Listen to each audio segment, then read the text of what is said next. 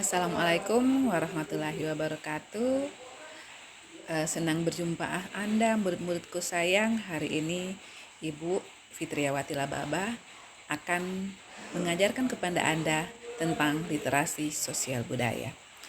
Sebelum kita lanjut ke materi selanjutnya, Ibu akan menjelaskan apa itu literasi sosial budaya. Literasi sosial budaya adalah kemampuan dalam memahami dan bersikap terhadap kebudayaan kita, kebudayaan Indonesia sebagai identitas bangsa. Mengapa literasi sosial budaya penting? Pertama, kuatnya arus budaya global yang bisa menghilangkan budaya lokal atau budaya nasional. Contohnya, sekarang Anda senang menonton film Korea, opa-opa Korea, dan itu pengaruhnya sangat kuat buat kita. Kadang-kadang di antara kita bisa melupakan budaya Indonesia, kita lebih mencintai film-film yang dari luar. Yang kedua, sebagai identitas bangsa. Kita sebagai bangsa Indonesia memiliki kebudayaan yang kental yang merupakan identitas bangsa kita. Contoh, tari-tarian yang ada di Indonesia. Yang ketiga, sebagai alat untuk penghubung generasi selanjutnya, generasi terdahulu, sekarang, dan yang akan datang. Contoh, generasi sekarang bisa tahu budaya-budaya di masa lalu melalui tembang-tembang, kemudian tari-tarian, dan lain sebagainya. Dan itu kita bisa kembangkan untuk generasi kita yang akan datang.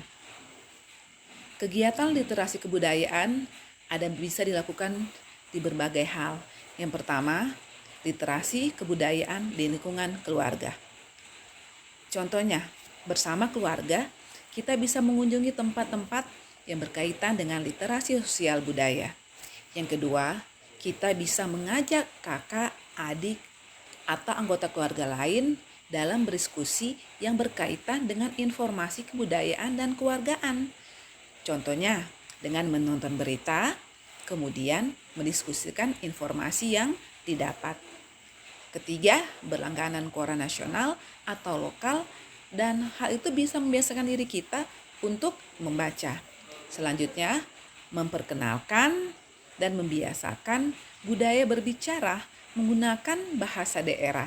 Karena zaman sekarang banyak dari generasi muda, banyak dari siswa-siswa yang sudah tidak bisa menggunakan bahasa daerah kita. Makanya kegiatan literasi kebudayaan di keluarga bisa kita tingkatkan dengan memperkenalkan dan membiasakan budaya berbicara menggunakan bahasa daerah.